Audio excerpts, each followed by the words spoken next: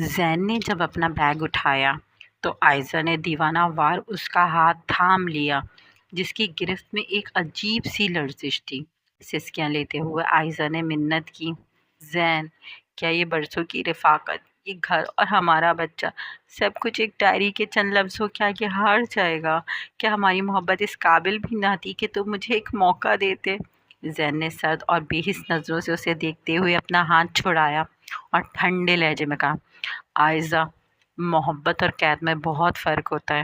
تم نے مجھے محبت نہیں دی، تم نے مجھے خوبصورت قبر میں دفن کیا تھا۔ وہ ڈائری تمہارے الفاظ نہیں، میری زندگی کا جنازہ ہے جو تم نے اپنے ہاتھوں سے لکھا ہے۔ آئزہ نے چیختے ہوئے اپنی حماقت کا دفاع کیا، میں نے سب کچھ صرف تمہارے لیے کیا ہے۔ میں اس سے زیادہ، سارا سے زیادہ حق رکھتی تھی تم پر۔ وہ تو صرف ایک گزرا ہوا خواب تھی، میں ہی تمہاری حقیقت ہوں۔ زین نے دروازے پہ رک کر بغیر پیچھے مڑے ایک آخری جملہ بولا، تم نے میرے اندر کے اس انسان کو مار دیا ہے جو تم پر اندھا اعتماد کرتا تھا۔ یاد رکھنا، جس رشتے کی بنیاد قبروں پر رکھی جائے اس کے محل میں کبھی سکون کا چراغ نہیں جل سکتا۔ آئزہ نے دھاڑے مار کر کہا۔ زین اور آئزہ کی برسوں پرانی دوستی ایک ایسے نازک موڑ پر تھی جہاں آئزہ کی خاموش محبت آہستہ آہستہ ایک خطرناک جنون میں تبدیل ہو چکی تھی۔ زین کی دنیا تو سارا کے گرد گھومتی تھی، جس کی ایک مسکراہٹ کے لیے وہ اپنا سب کچھ داؤ پر لگانے کو تیار تھا، لیکن عائزہ کی آنکھیں اس منظر کو دیکھ کر اندر ہی اندر جلتی تھی۔ وہ زین کے سامنے سارا کی تعریف کرتے ہوئے مسکراتی ضرور تھی، مگر اس مسکراہٹ کے پیچھے ایک بھیانک انتقام کی آگ بھڑک رہی تھی، جو وقت گزرنے کے ساتھ ساتھ اپنی اخلاقی پستیوں کی گہرائی میں دھکیل رہی تھی۔ عائزہ کا لیے یہ صرف محبت کا فقدان نہیں تھا، بلکہ ایک ایسی نفسیاتی الجھن تھی جہاں اسے سارا کا وجود ذہن کے ساتھ ایک ناقابل برداشت رکاوٹ محسوس ہوتا تھا۔ وہ دوستی کے مقدس رشتے کی آڑ میں زین کی زندگی میں اس طرح شامل تھی کہ زین کو کبھی اس کے ارادوں پر شک ہی نہ ہوا۔ حالانکہ عائزہ کا ہر قدم اب زین کو سارا سے دور کرنے، سارا کو زین کی نظروں میں سے گرانے کی ایک سوچی سمجھی سازش بن چکا تھا۔ عائزہ اب اس مقام پر پہنچ چکی تھی جہاں اسے زین کی خوشی نہیں بلکہ زین کی ملکیت درکار تھی۔ وہ اس مقصد کے حصول کے لیے کسی بھی حد تک جانے کے لیے تیار تھی۔ عائزہ کی چالیں انتہائی منظم اور شفقانہ تھیں۔ اس نے کئی ماہ پہلے ہی ڈیجیٹل ہیرا پھیری کے ذریعے سارا کا ایک جعلی اکاؤنٹ بنا کر زین کے دل میں شک کے بیج بو دیے، اور پھر وہ منحوس رات اس نے پوری منصوبہ بندی سے ترتیب دی۔ عائزہ نے زین کے فون سے سارا کو اور سارا کے فون سے زین کو ایک ہی وقت میں ایک ویران عمارت میں ملنے کا پیغام بھیجا، جس میں دونوں کو یہ باور کرایا گیا کہ دوسرا شخص ان سے کوئی سنگین بات کرنا چاہتا ہے۔ عائزہ نے زین کو پہلے ہی وہاں پہنچا دیا اور دور سے ایک ایسے منظر کا گواہ بنایا جہاں عائزہ کے کرائے کے آدمی سارا کے ساتھ بحث کر رہے تھے۔ زین کی آنکھوں کے سامنے یہ ثابت کیا گیا کہ سارا اسے دھوکہ دے رہی ہے۔ اینڈ اسی افراتفری کے عالم میں سارا ایک اونچی جگہ سے گر کر جاں بحق ہو گئی۔ عائزہ نے نہ صرف موجود تمام ثبوت مٹا دیے بلکہ زین کو بھی صدمے میں مبتلا کر دیا کہ سارا کی موت کا ذمہ دار وہ خود ہے، کیونکہ اس نے اس پر شک کیا۔ سارا کے جانے کے بعد زین ایک بکھری ہوئی روح بن چکا تھا، اور یہی وہ لمحہ تھا جب عائزہ نے اسے اپنی ہمدردی کے جال میں جکڑ لیا۔ اس نے خود کو زین کا واحد سہارا ثابت کیا، اس کی ادویات سے لے کر اس کی تنہائی تک ہر چیز اپنے کنٹرول میں لے لی۔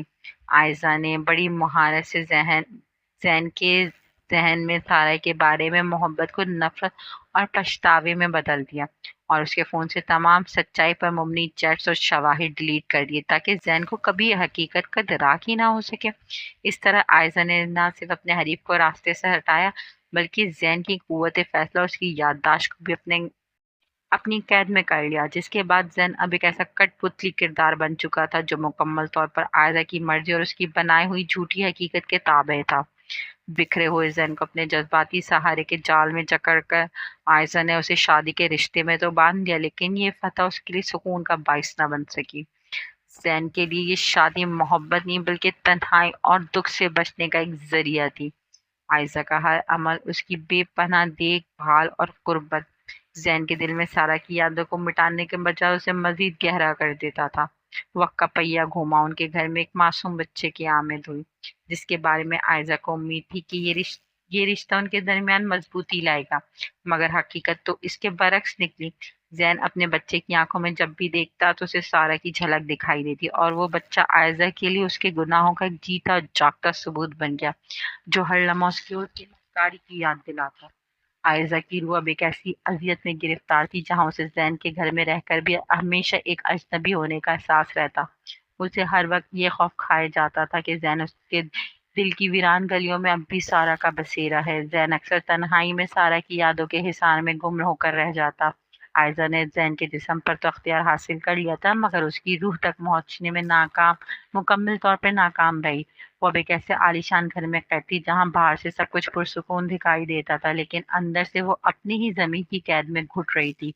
اس کا انتقام اب ایک ایسا عذاب بن چکا تھا جس سے فرار ممکن نہ تھا، کیونکہ وہ جانتی تھی اس نے جس گھر کی بنیاد جھوٹ اور خون پہ رکھی تھی، اس کی دیواریں کسی بھی وقت سچائی کے بوجھ سے گر سکتی تھی۔ ایک دن زین کو الماری کے خفیہ خانے سے عائزہ کی ڈائری ملی۔ جیسے جیسے وہ صفحے پلٹتا گیا اس کے وجود میں لرزہ طاری ہوتا گیا۔ ہر صفحے پر عائزہ کا فخر سے لکھا ہوا اعتراف تھا کہ اس نے کیسے زین کی خوشیوں کا گلا گھوٹا۔ پر لکھا تھا، میں نے اسے پا تو لیا، مگر اس کی محبت اب بھی اسی قبر میں دفن ہے جسے میں نے خود کھودا تھا۔ زین کے ہاتھ کانپنے لگے، اس کی نظریں دروازے پر کھڑی عائزہ پر پڑی، جس کی آنکھوں میں آج بھی وہی پرانا جنون تھا۔ زین کی چیخیں تو نہیں نکلی، لیکن اس کی آواز میں کیسی ٹھنڈک تھی جس نے عائزہ کے پیر تلے سے زمین کھینچ لی۔ تم صرف ایک قاتل نہیں بلکہ میری بربادی کی معمار ہو، زین نے لرزتی ہوئی آواز میں کہا۔ اس نے اسی پل طلاق کے کاغذات عائزہ کے پیروں میں پھینک دیے۔ عائزہ نے گڑ گڑا کر رو کر بچے کا واسطہ دے کر اسے روکنا چاہا، لیکن زین کی آنکھوں میں اب صرف نفرت اور سارہ کے لیے تڑپ تھی۔ زین گھر سے نکل گیا، پیچھے صرف ایک ٹوٹی ہوئی عورت اور سچائی کا کرب رہ گیا۔ عائزہ کا انتقام تو مکمل ہوا تھا، مگر اس نے اس انتقام میں خود کو ہی تباہ کر لیا تھا۔ محبت جنون بن جائے تو اسی طرح کی کہانیاں جنم لیتی ہیں۔ تو اپنی محبت کو جنون میں بدلنا یا کسی کی جان لینا، کیا آپ کی نظروں میں صحیح ہے؟ کامنٹ میں اپنی رائے دیجیے۔ شکریہ۔